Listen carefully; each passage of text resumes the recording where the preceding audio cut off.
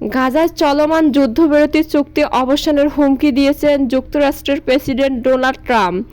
এমনকি ফিলিস্তিনের স্বাধীনতাকামী সশস্ত্র গোষ্ঠী হামাসের কাছে বন্দী ইসরায়েলি জিম্মিদের মুক্তির জন্য আলটিমেটাম দিয়েছেন তিনি। স্থানীয় সময় তিনি বলছেন, হামাস যদি সব ইসরায়েলি জিম্মিকে মুক্তি না দেয় তাহলে তিনি এ চুক্তি শেষ করে দিতে পারেন। হুঁশিয়ারি দিয়ে ট্রাম্প আরও বলেন, নির্দিষ্ট সময়ের মধ্যে জিম্মিদের মুক্তি না দিলে সব নরক ভেঙে পড়বে।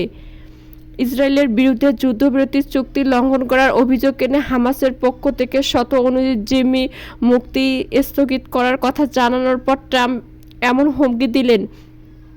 হামাস ও ইসরায়েলের মধ্যকার যুদ্ধবিরতি চুক্তি গত 19 জানুয়ারি কার্যকর হয়। এর মধ্য দিয়ে গাজা উপত্যকায় টানা 15 মাসের ইসরায়েলি হামলা বন্ধ করা হয়। সত্য মেনে এরই মধ্যে 5 দফায় জিম্মি ও বন্দি বিনিময় করেছে হামাস ও ইসরায়েল। তবে ট্রাম্পের এক ঘোষণায় পরিস্থিতি অনেকটাই ঘোলাটে হয়ে ওঠে। মার্কিন প্রেসিডেন্ট হিসেবে ক্ষমতা নেওয়ার পর ট্রাম্প জানান, গাজায় নিয়ন্ত্রণ নেবে যুক্তরাষ্ট্র, খালি করা হবে গাজা উপত্যকা, সেখানকার 20 লাখের বেশি বাসিন্দাকে অন্যত্র সরিয়ে নেওয়া হয়। হোয়াইট হাউসের সাংবাদিকের সঙ্গে আলাপকালে যুক্তরাষ্ট্রের প্রেসিডেন্ট বলেন, সব জিম্মিকে ফেরত দেওয়া না হয় আমার মনে হয় এটাই উপযুক্ত সময়। আমি বলবো এটা যুদ্ধবিরতি বাতিল করো।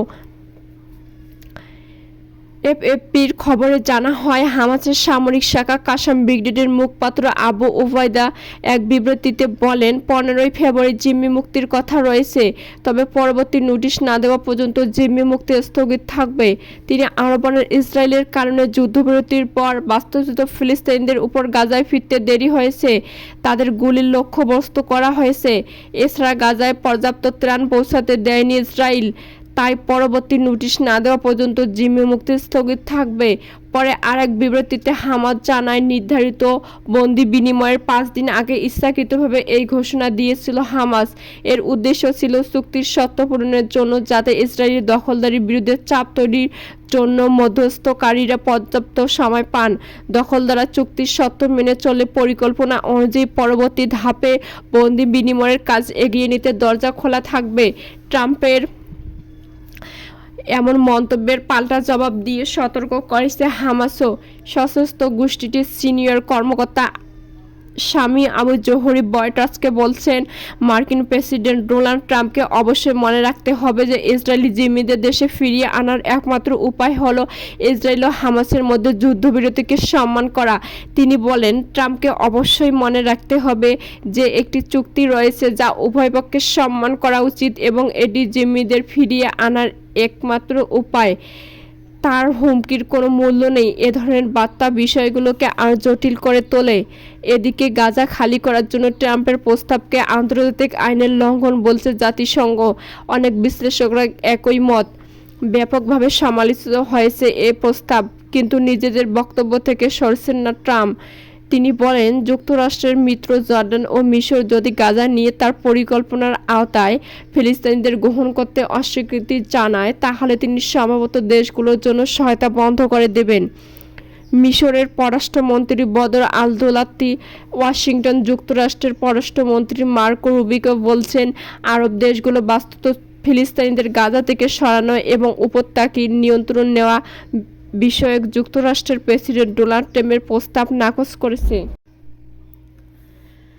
যুদ্ধবিরতি চুক্তি লঙ্ঘন করায় ইসরায়েলি জিম্মিদের মুক্তি অনির্দিষ্টকালের জন্য স্থগিত করেছে ফিলিস্তিনের স্বাধীনতাকামী সংগঠন হামাস।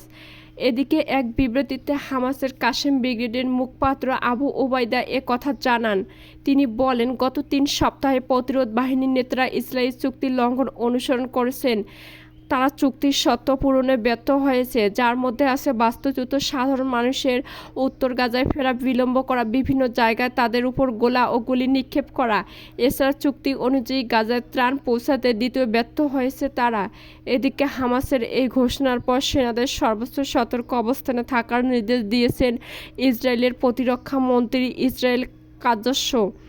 তিনি জানান, তারা যে কোনো কিছুর জন্য প্রস্তুত আছেন।